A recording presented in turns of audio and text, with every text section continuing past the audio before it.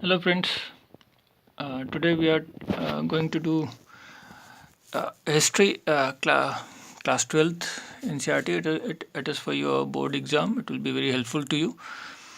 The colonial state in rural India. This is your third book, and the topic that I have chosen is from the first chapter, revolt in Poona, Deccan, American Civil War and its impact on Indian peasants. So first let's start with the introduction. That is, in the summer of 1875, peasants in Poona, Ahmedabad region were up in arms.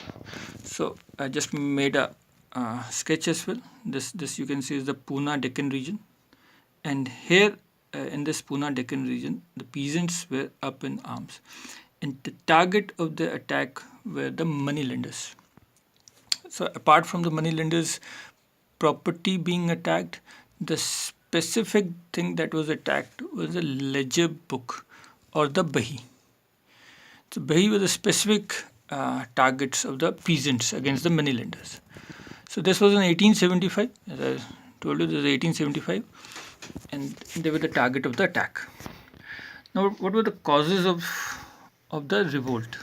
It was almost a revolt like 1857 revolt, which again I hopefully I am going to make, but this was a target of the attack.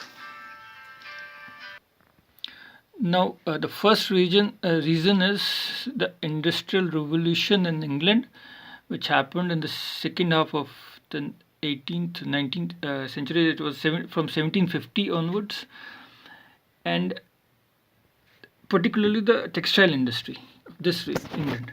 Okay, and the textile industry needed raw material. The raw material they got from United States of America. 97% of the raw cotton they used to get from the United States. First United States was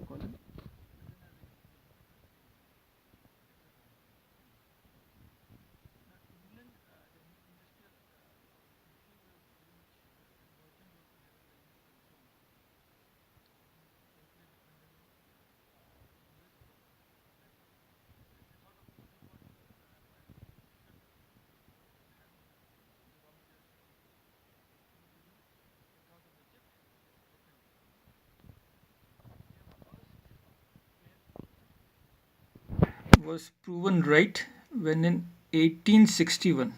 So this is 1861, and in 1861 the great shock came to British industries in 1861 with the start of the American Civil War between North and South.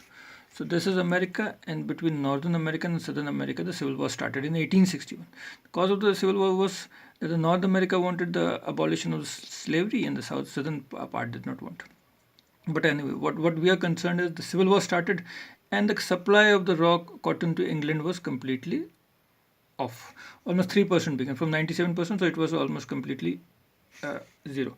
So now messages were sent to India, and this is the region Poona, Bombay, Poona, Deccan, Ahmednagar region, which there is a black cotton soil, conducive environment for the growth of cotton. So the messages were sent to Bombay for the production of raw cotton. Now this was desperate times, okay, for British industry, but not for Indians. Indian traders, Indian money lenders, they are going to profit from this. Okay, so the money lenders from Bombay and from Poona, they gave money to the village money lenders, and the village money lenders gave it to the peasants to buy seeds, to buy bullock carts, to buy other items, so that more and more area could be brought under the cotton production, and India began supplying cotton to England. Okay, and almost replaced US. Indian traders, Indian merchants, they started dreaming of completely replacing US as a raw material supplier. This was boom time. Everyone was profiting, and there was no need to worry, right? But as always happen, it is the peasants who are the losers.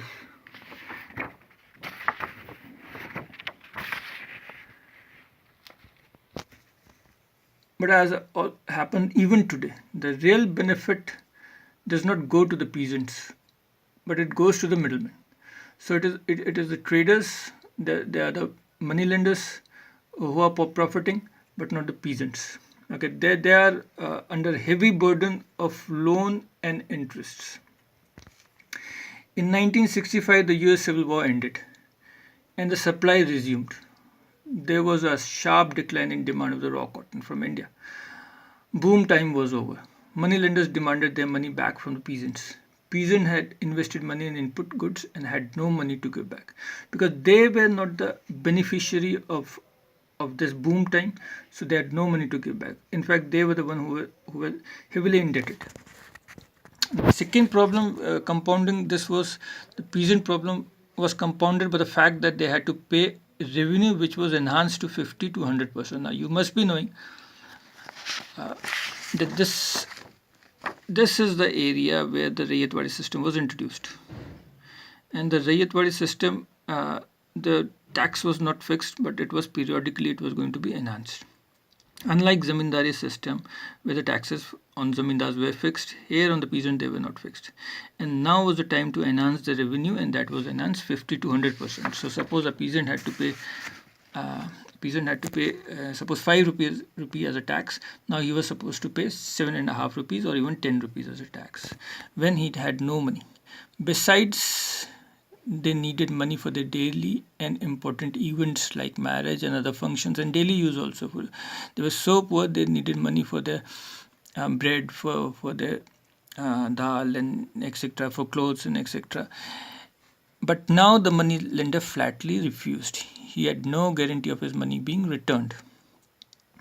So the money lender flatly refused the money because he knew the peasants were already heavily indebted, and further money giving means he was going to be at a loss.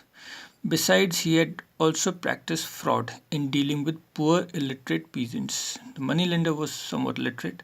He was a man of money. He was a man associated with power, with police walas and etc. And this were the illiterate peasants. So what he did was giving 100 rupees as loan, 20 rupees interest. So when the peasant came back with 120 rupees, he said, no, you have to pay me 200 rupees and the interest is 30, so you have to pay me 230 rupees back.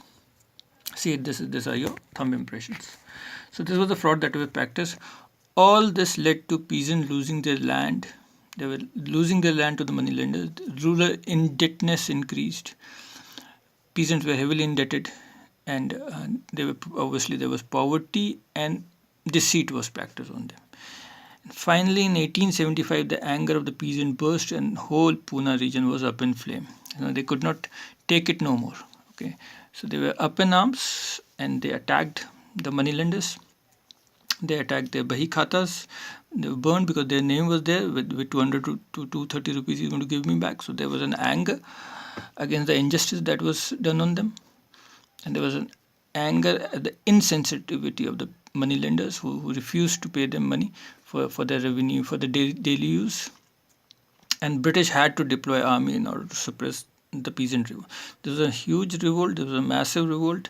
There was a huge loss of life as well and property as well. The money lenders. British did at last realize that the peasants were really in a very poor condition, and that they after the revolt was suppressed, they passed some act in which they gave some rights to the peasant vis-a-vis the money lenders. So that's it. Hope you like the video.